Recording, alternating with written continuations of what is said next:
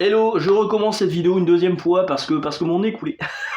Que j'arrivais pas à me moucher comme un gros porc devant. J'étais au début de la vidéo donc ça va. J'aurais bien besoin d'un vampire pour me mordre le cou et faire disparaître tous ces rhumes qui traînent là, c'est Covid machin.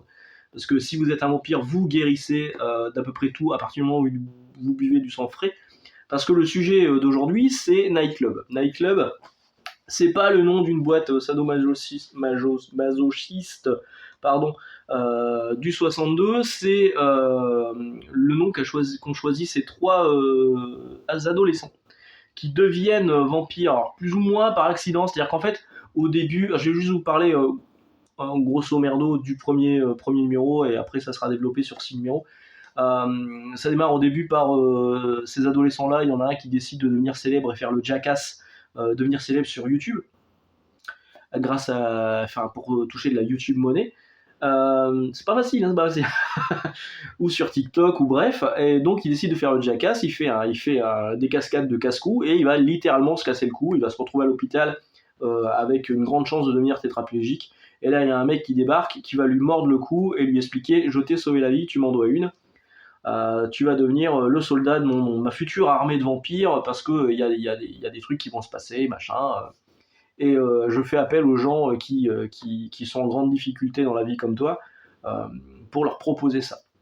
Donc le jeune, lui, bon, il se dit ok, d'accord, bon bah du coup je peux marcher, machin, c'est cool. Je vais quand même aller voir mes potes. Donc il va découvrir ses pouvoirs. Ça fait vraiment penser à la série Crimson au début, tout du moins, dessinée par Humberto Ramos dans le label Cliffhanger de Wildstorm, publié en un seul tome chez Glénat, je crois, ouais. Ça doit plus être disponible, hein. C'était édité chez Semic. Je vous avais fait une vidéo dessus. Cherchez un petit peu Crimson Max Faraday, vous allez tomber dessus sur YouTube. Euh, donc il va découvrir ses pouvoirs, et en fait tous ses pouvoirs sont clairement ce qui est dit dans les films de vampires, c'est vrai. La croix, le fait de pouvoir se transformer en fumée ou en chauve-souris, ça fonctionne. Boire du sang humain frais, ça fonctionne pour guérir de toutes les blessures. Être en plein soleil, c'est compliqué. Donc du coup ce qu'il va faire, c'est qu'il va proposer à ses meilleurs amis de le joindre dans cette aventure. Il va les mordre. Alors il y en a un qui sera un peu plus réfractaire, puis finalement il va être ok. Et ils vont décider de devenir une espèce de super-héros, des Heroes for Hire, des super-héros à louer. Ils vont mettre des masques de luchador mexicains pour se cacher du soleil et cacher leur identité, donc ils seront complètement masqués. Et puis ils vont proposer aux gens, moyennant finance, de les aider à sauver des vies, récupérer leurs chats dans les arbres, bref. Ça marche plutôt bien jusqu'à un moment où il y a effectivement un gros twist, comme habituellement dans les comics de Mark Millar, qui retourne un peu l'histoire complètement. Le twist est assez facile, l'histoire est assez facile et un peu déjà lue en fait, mais elle est franchement bien racontée, et elle profite du talent de Juanan Ramirez, que je ne connaissais pas moi au dessin, qui d'après le camarade Alric que je salue ici, avait officié sur Nighthawk chez Marvel, et avait fait déjà un très bon travail. Et là, vous voyez, moi, ces planches, je les trouve tellement cool, je le verrais bien sur un titre comme Spider-Man, hein. Vraiment, c'est hyper classe, vraiment, je trouve ça très bien. Et voilà, donc les trois adolescents vont se retrouver embarqués dans une aventure avec d'autres vampires, avec une espèce de guerre, mais qui est pas vraiment une guerre. Euh... Quand je vous dis Spider-Man, franchement, moi, je vois du Spider-Man hein, là-dessus. Voilà, donc vraiment, je vous l'ai dit, c'est assez facile au niveau du twist, au niveau de l'histoire, mais c'est efficace. J'ai vraiment passé un bon moment de lecture. Il y aura une suite, c'est écrit numéro 1 juste là. La fin, pareil, la dernière page laisse entendre qu'il pourrait y avoir une suite, pareil, assez facilement. Le twist scénaristique de fin, il est assez facile, et on pourrait complètement zapper cette dernière page pour avoir une série complète sans avoir de suite euh, possible. Voilà. Donc c'est du Mark Millar classique, mais c'est du Mark Millar qui est franchement pas mal et qui est vraiment aidé par le dessinateur.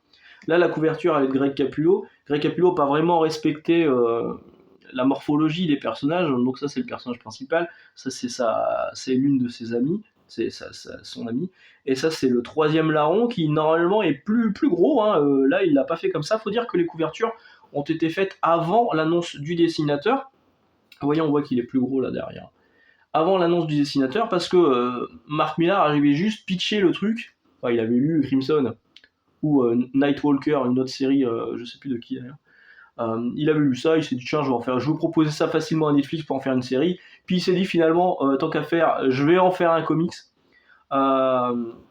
Comics a été proposé à l'unité à 1,99$. Ça avait fait du bruit l'année dernière, en fin d'année dernière, parce que Mark Millar avait dit fuck Marvel et DC, moi je peux vous proposer des comics non pas à 4,99$, mais à 1,99$.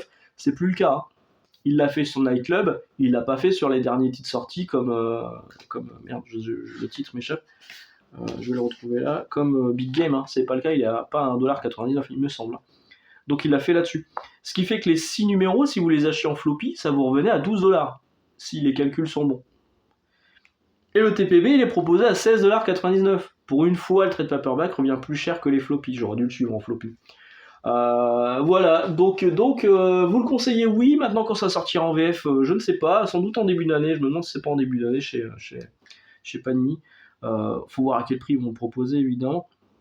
Mais franchement, c'était un bon moment de lecture qui fait partie donc du. Vous voyez, Mark Millar maintenant donne le reading order, donc la liste de lecture en commençant par Wanted et en finissant par Big Game.